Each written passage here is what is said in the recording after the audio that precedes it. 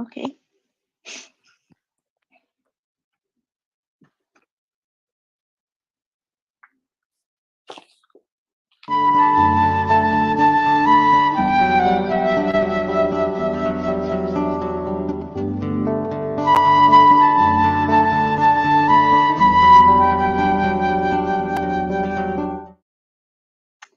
Good evening, everyone. So let's get started with our initial prayer. So I would like to invite everyone to close your eyes, to open your heart and your mind to the higher spheres. Let's try to reach out, to elevate our thoughts to our Master Jesus, to our God, our Father of love, in gratitude for this moment where we get together to study lessons of encouragement, lessons of light that are prepared by the higher spirits that come here to help us. Dear God, dear Master Jesus, dear friends from the spiritual realm, we are so grateful for this opportunity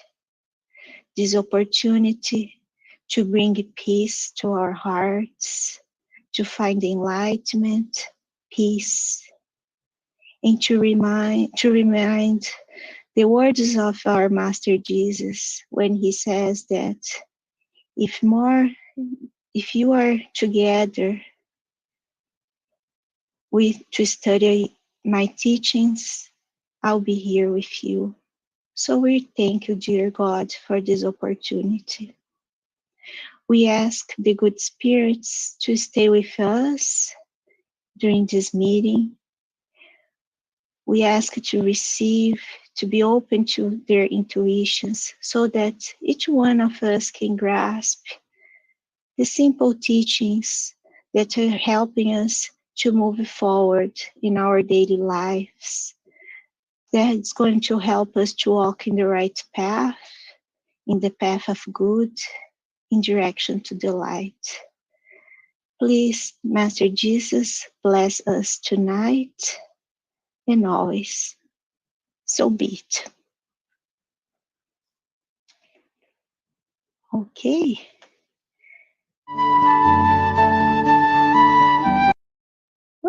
Okay. So, good evening, everyone. Thank you very much for being here with me. And I really like to take the opportunity to be here during this 1 hour or a little bit more to talk about the study tonight. And I have to start by saying that I probably was the one who learned the most about the topic, right? So and I hope you enjoy also. So I tried to select a few ideas, a few thoughts about Easter. So I thought I was going to study the Gospel according to Spiritism today, right? So I thought, okay, let's see, what chapter are we going to study? But then suddenly, oh, it's about Easter in the Spiritist view. I said, oh, okay, so now I have to study a little bit more. And it was a great experience for me. So I hope you also enjoy this talk. Okay, so I'm just going to get here my slides ready. So tonight we are going to talk a little bit about the Easter, because we have Easter coming up, right? It's coming up on next weekend, and we are going to see what the Spiritism has to tell us about Easter. So I would also actually would like to tell everyone, if you'd like to have a question or you'd like to make a comment or need a clarification during the in the middle of the presentation, please feel free to interrupt, right? And just in the middle of the presentation, okay? But then we are going to talk about Easter. So if I could ask, when we talk about Easter, what's the first thing that comes to your mind when we talk about Easter? Anybody can share something? What's the first thing that comes to your mind?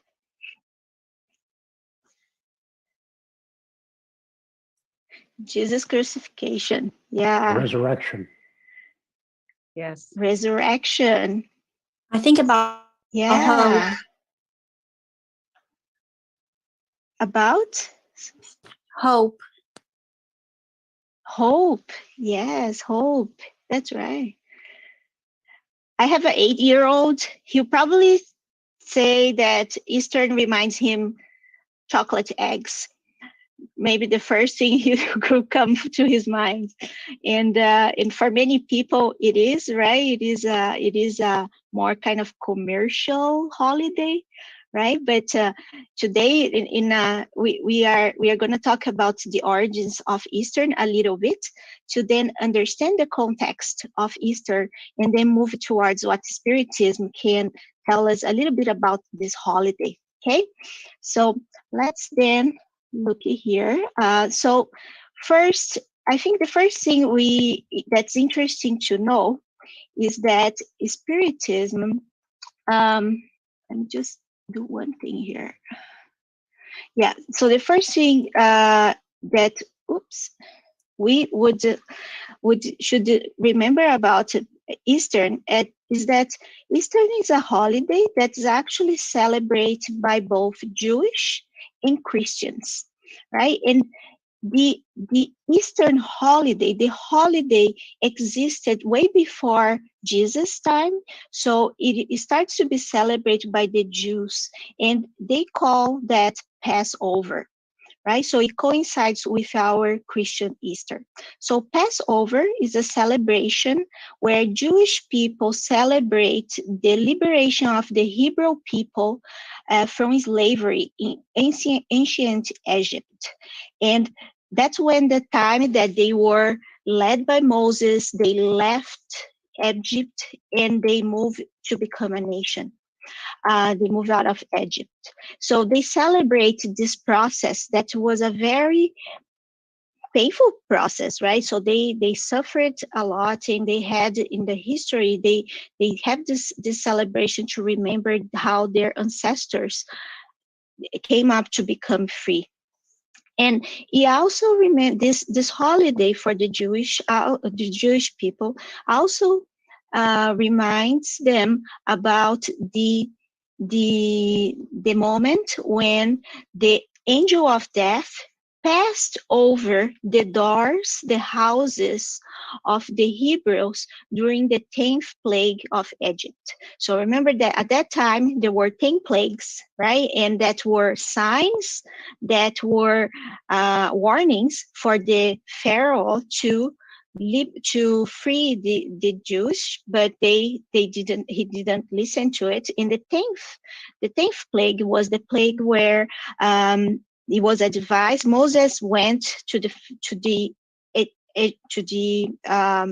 Pharaoh and told them that if you don't leave the people go, right, there will be the oldest son, the oldest child in each house will be in danger, right? And that's when he was advised for the Hebrew families to get the blood of a lamb and paint the doors, the top and the sides of the doors, with that blood, because then the angel of death would pass over their house, and nobody, the oldest son, would not be dying there. So that's the story about the Passover, right? And so that's what they celebrate. So they celebrate this history of their people. And the celebration of this holiday involves a ritual meal. So where it's showing here in the picture in the bottom, they have a very detailed, with a lot of steps of celebration, that each part represents something about this part of the history, right? So they try to bring back the history of how the people suffered and become free and so on. So that's what they celebrate in during the Easter time. Now, we have Easter is also a Christian celebration. Okay, so this is the celebration that Easter is when we celebrate the resurrection of Jesus. And as you already pointed out, right, it reminds resurrection, it reminds crucifixion, and so on. So it is this moment where Jesus spent his last few days on earth incarnated, right, in a physical body. And that celebration is started on the year of 33 of our era. So way after Moses, all the Hebrews, all the Jewish people left Egypt. So that's our Easter. And Easter also celebrates the continuity of life. With the resurrection of Jesus, that's when we celebrate this continuity of life, right? So Jesus gives the testimony that life exists after death. So now, what happens in Spiritism? Well, in Spiritism, there is no celebration of Easter with the traditional view of resurrection, right? So Spiritism does not tell us to celebrate the resurrection of Jesus. And that is because, and that was already pointed out by Allan Kardec in the Gospel, when he says that resurrection supposes the return to life of the body that died. So the traditional view of resurrection is that someone was going to die, the body is dead, but then this body regains life, the body that was already dead, right? And Kardec adds that which science has demonstrated to be materially impossible, right? So once the body is dead and it starts to decompose, it's impossible to regain life, right? So Kardec already pointed out that resurrection in this traditional view is not possible. And but we see in history and in the Bible that there are some evidence that Jesus actually had a resurrection, right? So we have some examples here. So after Jesus' crucifixion and death, and so they did the burial. They put him in this kind of a cave, right? They covered the door with a big rock, right? So that the body would not be stolen. This was a concern from the authorities at the time that Jesus was crucified, because they want to make sure the body didn't disappear, so that they would not allegate that he was really the Son of God and he was raised from death, right? But the body disappeared, right? That's how what we see in the Bible. And after Jesus' death, many people saw Jesus. And the first person who see Jesus was Mary Magdalene.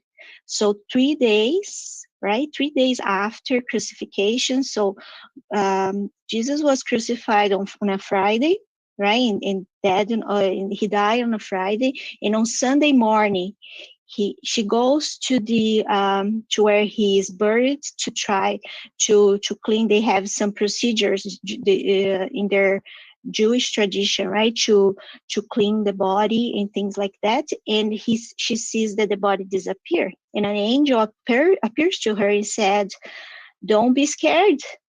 Jesus raised, right? He raised." So, and then he appears in front of her, and Jesus tell her, "Go and tell the others that I didn't die, right? And I'm going to meet with you." That's what Jesus says. Next account that Jesus appeared after death was in the same day in front of two of his followers that were going to Emmaus, a small village near Jerusalem, and he appears to two of them, but in a different form.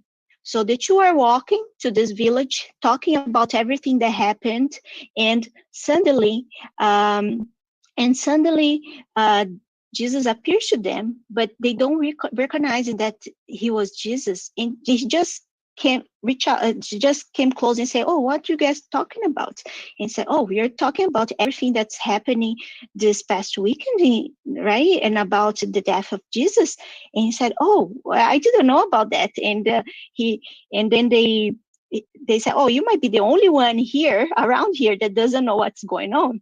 And then he spent time with them, and they don't recognize Jesus until at night when they are in a dinner, and he has a very traditional way to share the bread, right? He breaks the bread and gives it to each one of his disciples. So he did the same thing. And then that's when he could have the vision that was Jesus that they were spending the whole day.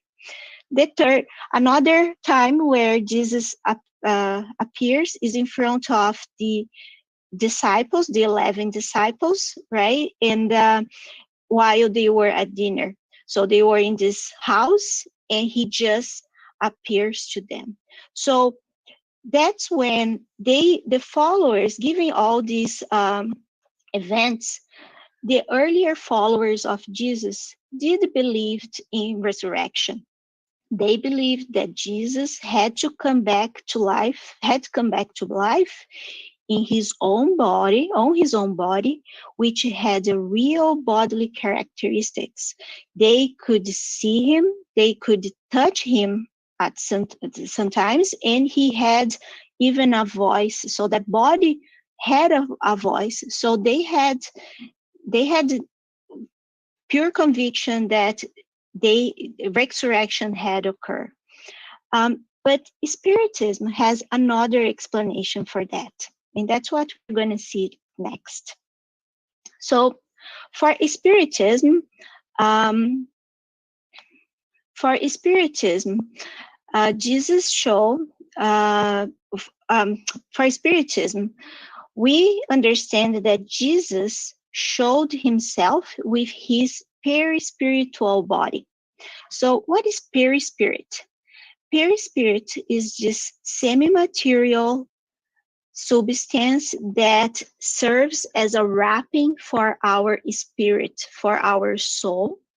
And the perispirit is the link between our soul and our physical body. Usually, our perispirit is made of a matter. It's physical matter, but it's much more light, much more not as heavy as our physical body. And we still don't have proper ways to identify that, right? So our eyes, for example, they are not made to see the perispirit in our current condition. And this perispirit usually assumes the same shape as our physical body. So if we want to know how our perispirit is, we just have to look at ourselves in the mirror, because our perispirit can change. So higher spirits can manipulate this material that the perispirit is made of, and they can change the form the way they want. So for example, Emmanuel was one of the spirits, right, that Chico Xavier received many messages, wrote many books with him. Emmanuel had many reincarnations. So every reincarnation, his perispirit changed. But he likes to present himself as Emmanuel, which was as Publius Lentulus, right? Which he was one of his incarnations in ancient Rome, when he was in the incarnation when he met Jesus. So up until now, even after multiple reincarnations, he still presents himself in that way. Okay, So that's what the perispirit is. So the spirit can, at their own will, change the form, visibility, and even the touch. So they can make the perispirit more material so that people can even touch. So, for example, in the case of Jesus, um, as infinite, pure spirit, highest spirit we ever see on earth, we can imagine that he had no problem manipulating matter or his pure spirit, so he could change the way he wanted, right? But he, for example, when he met Thomas, one of his disciples, he was in doubt, right? He didn't believe when others told that they saw Jesus after death. And he even said, I will only believe if I can touch the scars from crucifixion, right? So then Jesus later appears in front of him and tell him, here, Thomas, come and touch my scars, right? Touch the way where the sword, right, cross his chest, right, his trunk, and he even say, well, blessed are those who believed without seeing, right? So he was able, in that case, to make his spirit so material that it would even be possible to touch. Okay, so that's the idea of perispirit. And then Allan Kardec, to not have any doubts about it, he talks about apparitions. So these events where we see the deceased, we can see the deceased, are called apparitions. And Kardec tells us that these events, which sometimes many people think as a miracle, they can actually be explained by the fluidic laws and properties of the perispirit. We could probably expand many lectures talking about fluidic laws, so that's not the point here today, but there are natural laws that explain the ability in our ability to actually materialize our perispirit and present the spirits. And there are laws that allow spirits to present themselves. So then Kardec goes further and say, it makes sense to think that Jesus appeared. What we saw from Jesus after his death is his spirit because of the way how he behaved, right? The way how the events happened, because Jesus was able to appear and disappear unexpectedly. Which if we had a physical body, that would be harder, right? He is seen by some, but not by the others. He is able to appear unrecognizable for some disciples, like the two followers that could not recognize him, so he could change the form so people would not recognize that he was Jesus. And he shows himself in closed rooms. So many times when he appeared to the disciples after Jesus' death, the disciples were fearing, right? They were in fear to be persecuted by the Romans and by the other Jews. So they kept themselves locked, right? They were trying to hide and everything. And Jesus would just appear in the middle of the room. And so these are some of the explanations that Spiritism, alternate explanation about how about Jesus' resurrection. So, since Easter is the celebration of resurrection, Spiritism does not celebrate Easter in that way, right? For the Spiritist doctrine, there's no dogmas, rituals, or miracles that are taken into account, right, as truth. And Spiritism does not institute food abstinence, which is involved in many of the rituals, right, in Eastern and Passover, in terms of some types of food we eat, some that we don't. So in Good Friday, most people don't eat meat, right? People would eat fish and things like that. And in And for sure, we don't eat chocolate eggs either, right? So that's part of the things that the Spiritism is not telling people to do.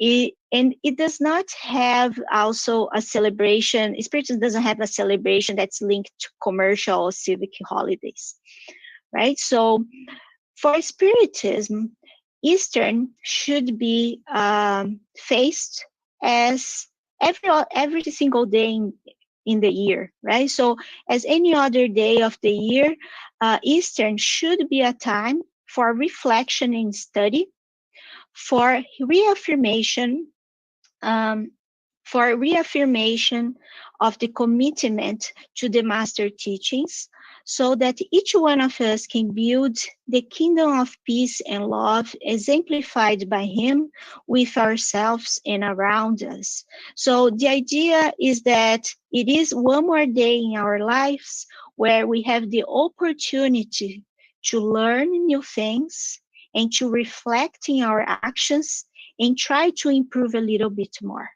So it is a special day, as every other day that we wake up, right? Every day we wake up in the morning, we have this new chance to restart our lives, right? And every day, every night when we lay down to sleep, we have another opportunity to think about the day and think about what are the areas where we can improve and how much we improved compared to yesterday. So Spiritism invites us to celebrate Easter as a time where we can reflect on Jesus' teachings. And when we see, and to not say that Spiritism doesn't talk about miracles, during my study, interesting, I found a passage in Genesis where Kardec actually talked about miracles that Jesus performed. And he says that there is one greatest miracle that Jesus did, and the one that truly shows how highly evolved he was. And this is the revolution that his teachings have caused throughout the world, in spite of the limits of his field of action. Right? So it's such a profound statement, because when we look back and we see the context where Jesus lived. So he was with his disciples for about 3 years. He was living in Galilee, right, in a region that was very isolated. He didn't travel the world, right? So I think Paul of Tarsus, he traveled much more than Jesus did during his ministry, right? So Jesus was in a very localized place. He didn't went too far from that region. He only spent 3 years sharing his teachings, and up until now, 2,000 years later, we are still studying his teachings. His teachings are still alive, even though after many attacks, right, many accounts of changing his words, it's still alive, and we are still trying to figure it all out, right? We still have much to understand, lots to understand. So in that point, Kardec mentions that this is a miracle, right? Because the good news, right, the teachings shared by Jesus are still alive. So by this, we can only think that's worth studying it, right, and trying to understand their meanings. So what I brought here today are just a few thoughts about how, a few thoughts about when, a few ideas for reflection for the Easter time that will just bring us some of the teachings of Jesus, right? It's not all the teachings, but just some that I selected that Eastern usually brings to our mind. Okay, so one of the lessons that Eastern bring to us that comes from Jesus is about the immortality of the soul. Right, and that's what resurrection represents. Right, resurrection is this message that, yeah, the body is dead, right? The body dies, but the spirit is immortal, right? The spirit exists before our physical body and is going to survive after the death, the physical death.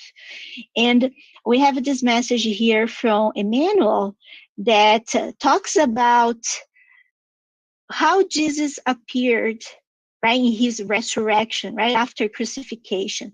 So he says, like, Jesus, is not a returning ghost, right? So it's not a ghost, like, he doesn't appear like a ghost that we see in the movies.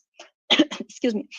He is not a dead man on a burial gown, right? So it's not a zombie walking around. He appears in his plenitude, right? He's in a full active state. There is no signs of sadness. So Jesus brings here the message that death is not all pain and all sadness. He comes happy, right? He doesn't show sadness.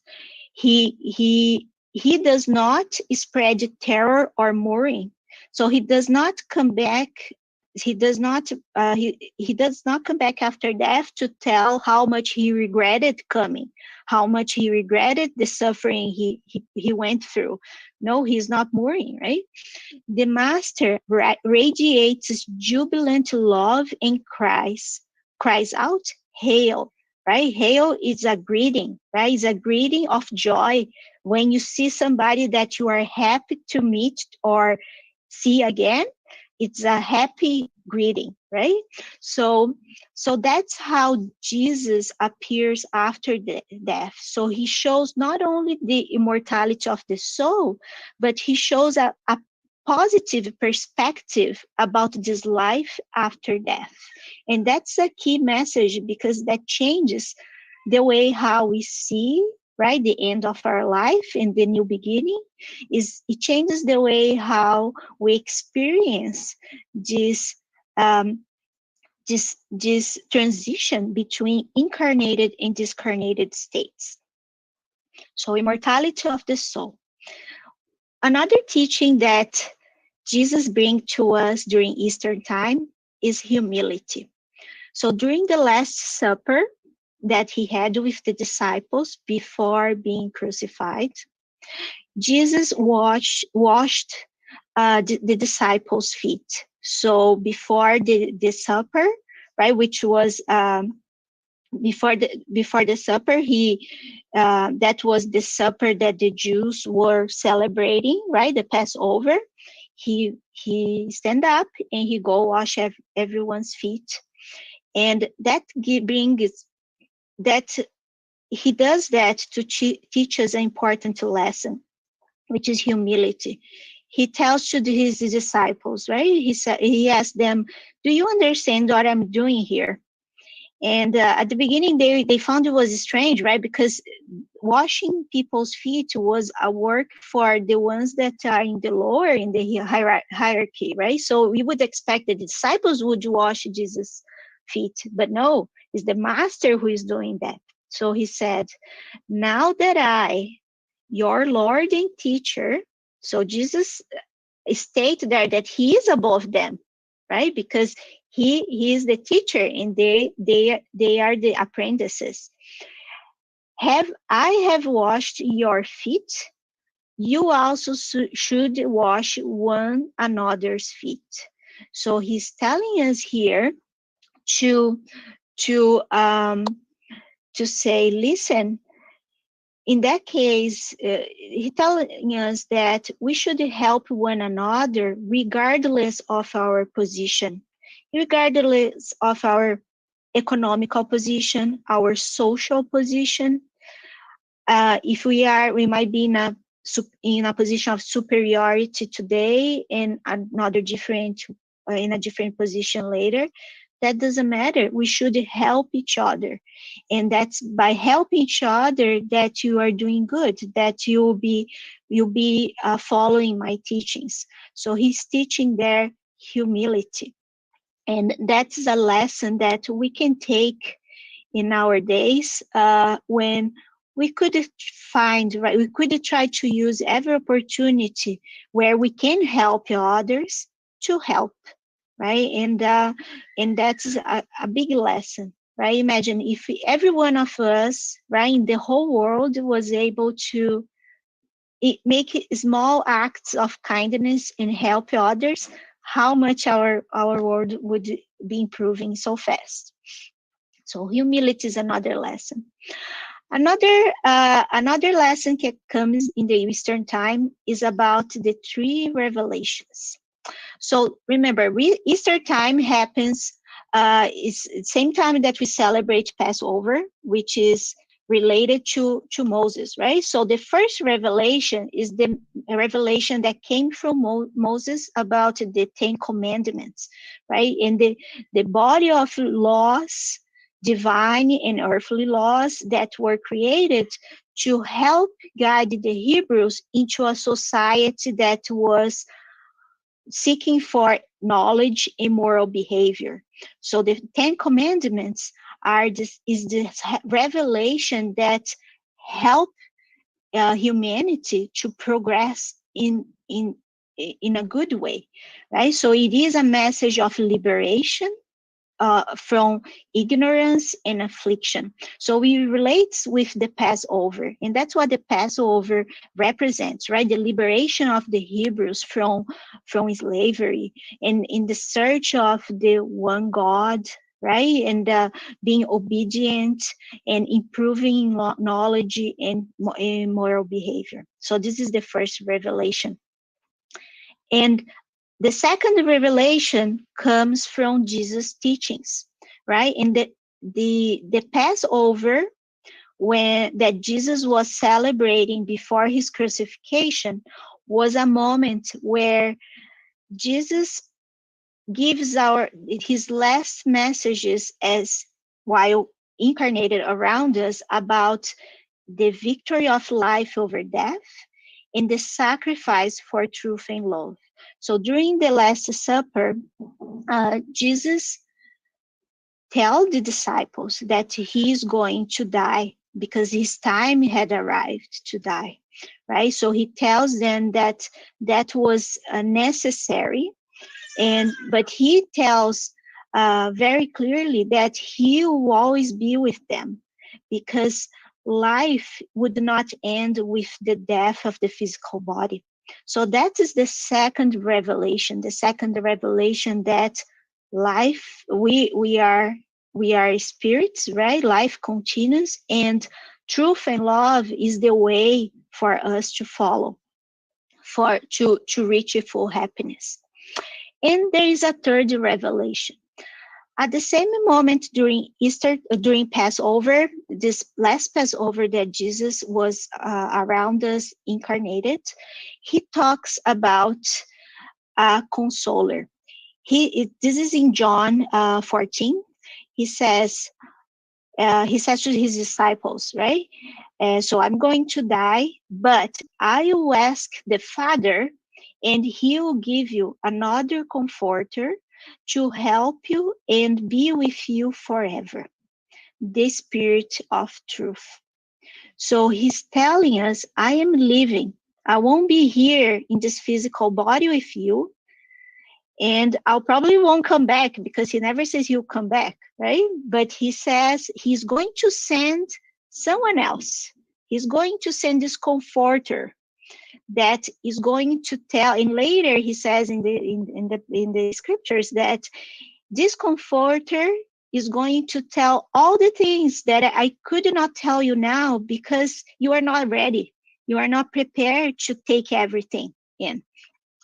And for us spiritists, we believe that this comforter is the spirit, is the knowledge that comes from the spirits, right? It's not only the knowledge that comes from Kardec, but the knowledge that comes from all the people that were able to connect with the spiritual world, that all the spirits in group, right, as a team in many parts of the world came to share the idea of the spiritual world.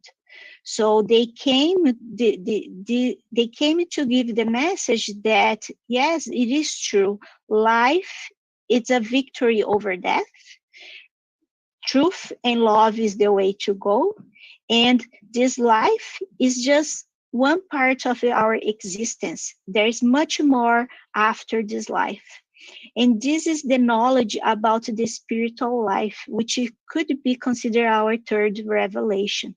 So Easter is a key moment in history because all these three pieces are put together. And one thing that's very important for us to recognize is that none of them are canceling each other, right? Jesus came and said, I didn't come to destroy the law, but put that in practice, right? He never said that Moses' laws was wrong. No, they were true. He just said that he could summarize by one single thing. Love one another as yourself and God above everything, right? So that's the one law that could summarize everything, but it doesn't cancel the 10 commandments. And Spiritism in the same way, Spiritism does not disregard the first or the second revelation. It just gives us the tools and the understanding to understand the reasons for how life it is the way it is, right? The knowledge that comes from the spiritual life make us able to understand how we live, why we are living our lives the way we live right now, what are the reasons for the sufferings we have, what's going to happen after we died, what's happening to the loved ones we lost during our trajectory. So that gives us lots of comfort.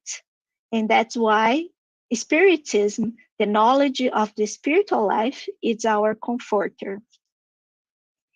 So Easter is a good time to think about these key lessons, right? So then what Spiritism invite us is to celebrate Easter by remembering the beautiful teachings left by Jesus. And we can, Spiritism invites us to use this special moment in the middle of the celebrations to think carefully about all the teachings, and perhaps a teaching that one of the lessons that maybe we could work a little bit better this year, maybe establishing a few goals. It may be a moment where we can set a new restart, right? And Emmanuel give us a small piece of advice that could be maybe a recipe how we can make this reflection about Jesus' teachings. So he says, take advantage of the time allotted to you on earth to build true happiness. So sometimes we think that happiness can only be achieved after in the spiritual world, right? Because this world where we live now incarnated is a place where we have pain, we suffer, we are here to expiate our debts, right? Our mistakes, but we can actually build happiness here starting now if we can focus in the right things. So take advantage of the time we have here every single minute. So it's during Easter time or every day in our days. He also says, help each other, educate to yourselves, learning and serving. And so it's not a passive education, right? It's not that we're going to read books and gain knowledge, but put this learning, this what you're learning in practice, helping others, and seeking inspiration of Jesus for our daily struggles. And with that, we should pray to God to bless us all. So this is our Emmanuel's small recipe that maybe we could use this Easter time to reflect on the teachings and our goals, right, for today and every day. So I think Yeah, so I think I end my talk here, and I would like to thank you all for listening. And I would like to wish you a happy Easter, right? Because we may not celebrate Easter in the traditional way that maybe Jews and Christians, other Christians celebrate, but it is a day that can bring us lots of reflection and teaching moments. Okay, thank you. Thank you.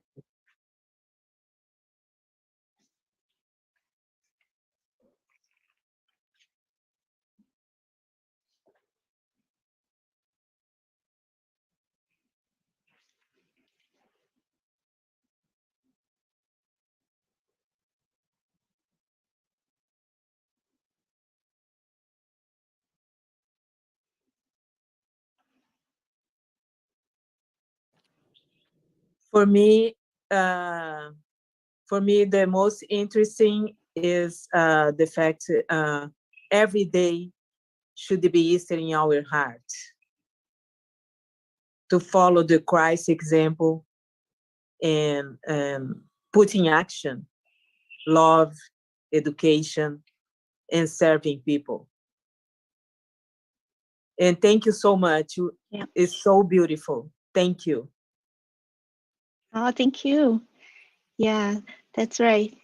Yeah, every day it's a new day, right? For us, it doesn't make sense for us to wait until next Easter to make a change, or next Christmas, or next New Year, right? With New Year resolutions, we can start now, right? For sure.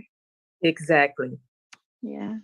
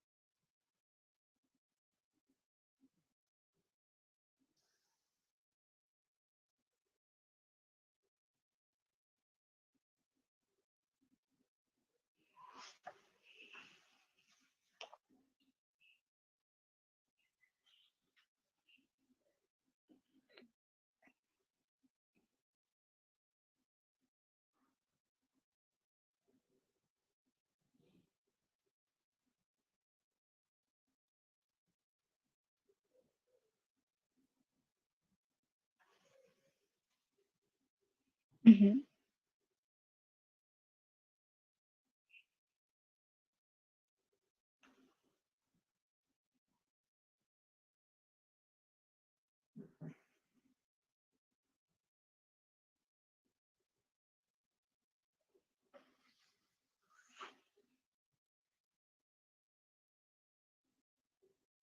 Hmm.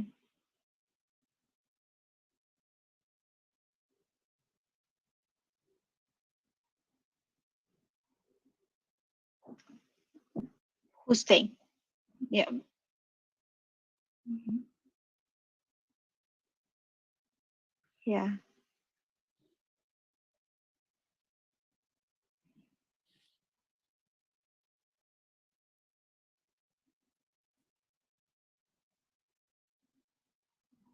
Yeah.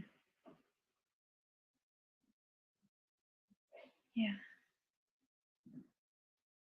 Yeah. Yeah. Yeah. The way I see this, it's we always get stuck, right, into the science because we don't have the full knowledge and understanding about perispirit, or how you can materialize, right? A spirit materializes, or whether Jesus had a fluidic body or not. So these are questions that we stumble on, and we could get stuck in there, right? And then I really would like to know everything, right? But probably we don't know for a reason right now. But one thing we can understand and start doing something about it, right? Which are the moral teachings. Because the moral teachings they don't have expiration date, right? The moral teachings that Jesus teach in year 33 is still applied to us today. And sometimes we stumble on these areas where we still don't have full knowledge, and then we stop, we forget, right? We forget about the teachings that are the moral teachings that are really going to make a change in our life. Is learning that we have to improve ourselves, work self-enlightenment, that is going to bring happiness in this existence right now. Is that what is going to create change in our lives, right? And sometimes we change the focus. And so when I start to get like, oh, I don't understand that, then I try to deviate for more the moral teachings, because there's no question that there's lots of things there we can learn, right? And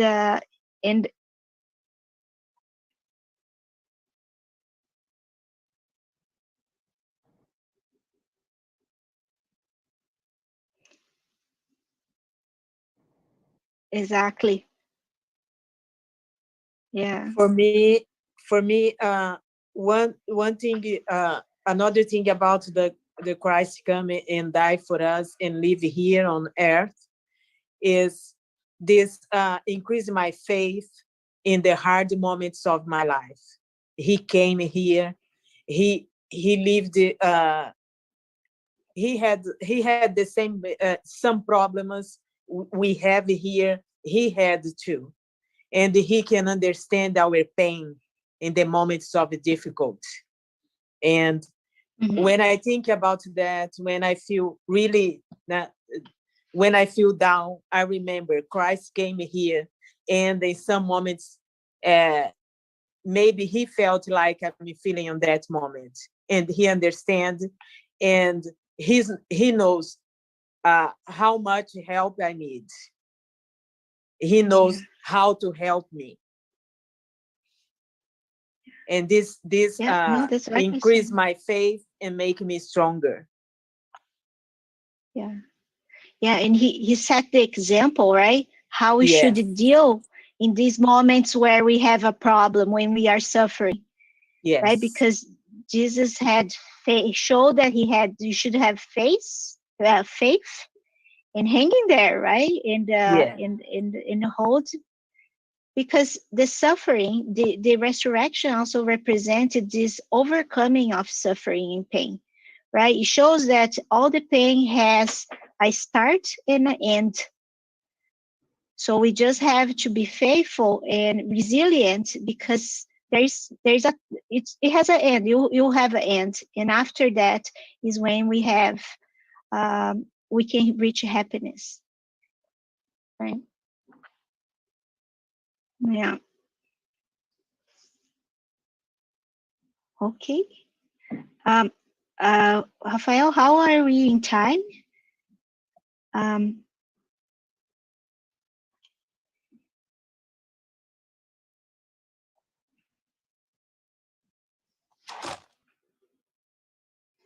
okay. If if anyone has any comments.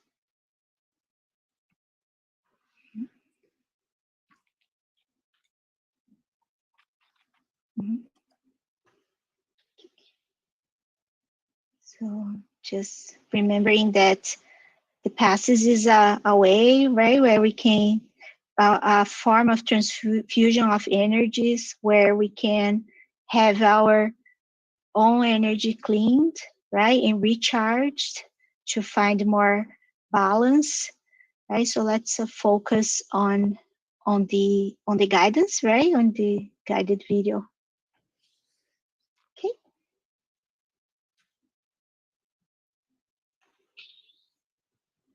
Let's prepare ourselves now for the moment of the passes and the blessing of our water. Place by your side a container with clean water to be blessed and magnetized. Dear brothers and sisters, no matter where you are in this moment, what difficulties you're facing, Jesus is always ready to come to our help. Place yourself now in a comfortable position, one that facilitates concentration and receptivity.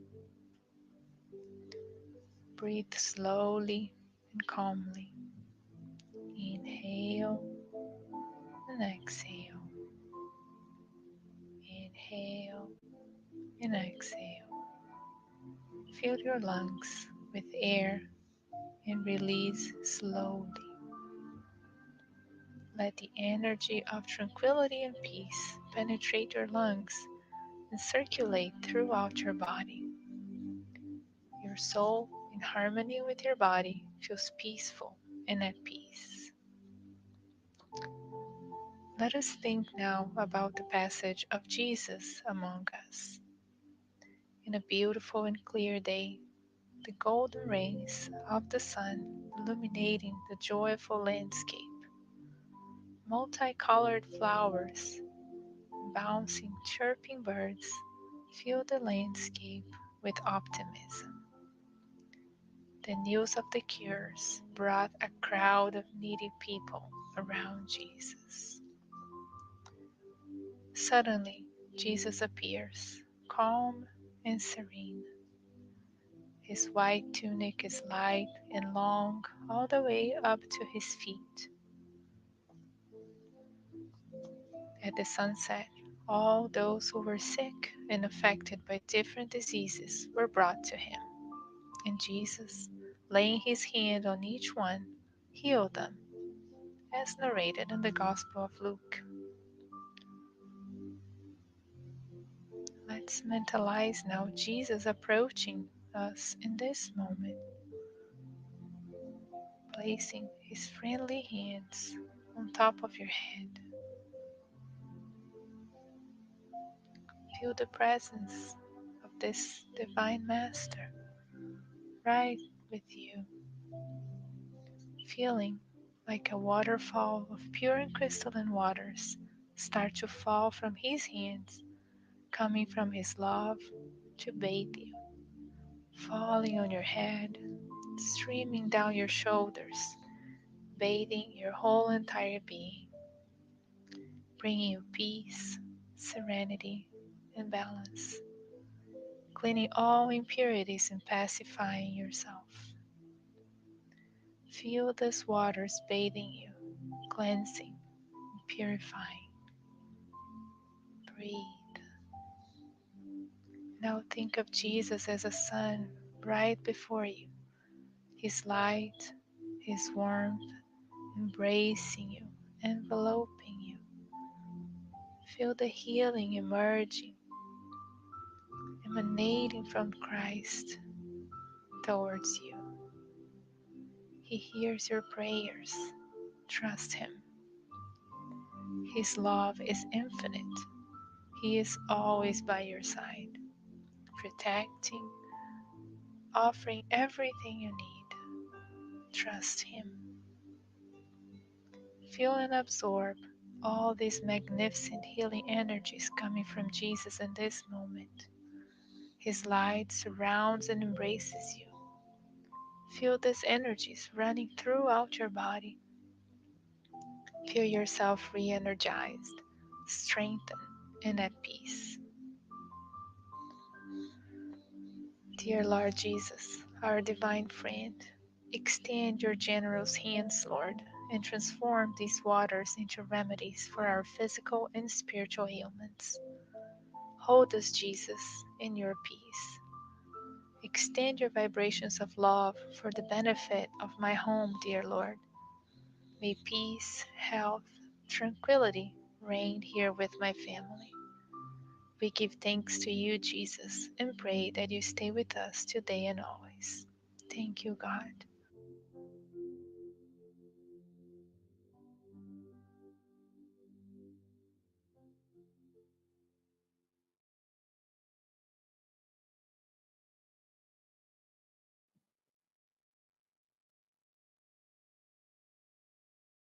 Okay, thank you. Okay, so let's take this opportunity that we feel light, we feel well to connect to for our final prayer. So let's keep our eyes closed and enjoy this environment of happiness and peace that surround us. Let's raise our thoughts to our God of love, our Father,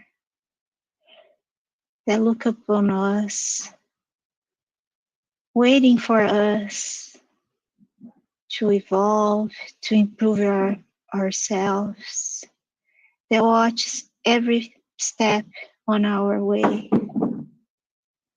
Let's elevate our thoughts and think about our Master Jesus. Our Master Jesus, not on the cross, but our living Master Jesus, full of love from his heart. And let's thank for him for his teachings of light that bring us peace, bring us patience, bring us thought, understanding. Understanding that sometimes we cannot understand from our minds, but we can feel in our hearts. We can feel in our spirit, our immortal spirit. Please help me, Master Jesus, so that we can feel your light every day, no matter if it's Easter, if it's Christmas, if it's Monday, if it's a Sunday, every day in our life. And please help us to see in our neighbor, our brother or sister that sometimes need a hand. Please help us to use every opportunity to serve and to fulfill our tasks.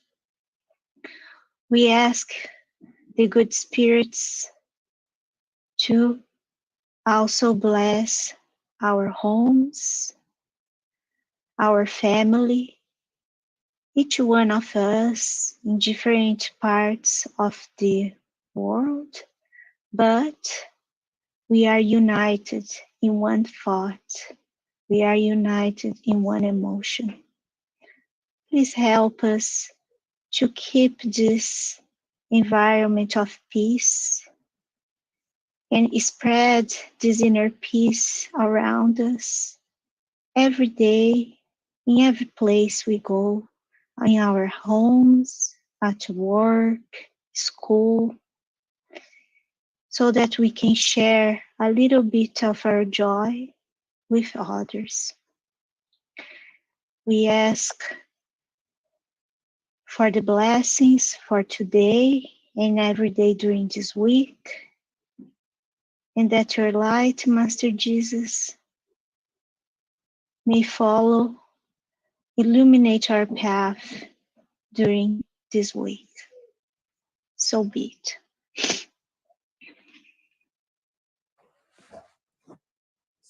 Okay. Thank you. Thank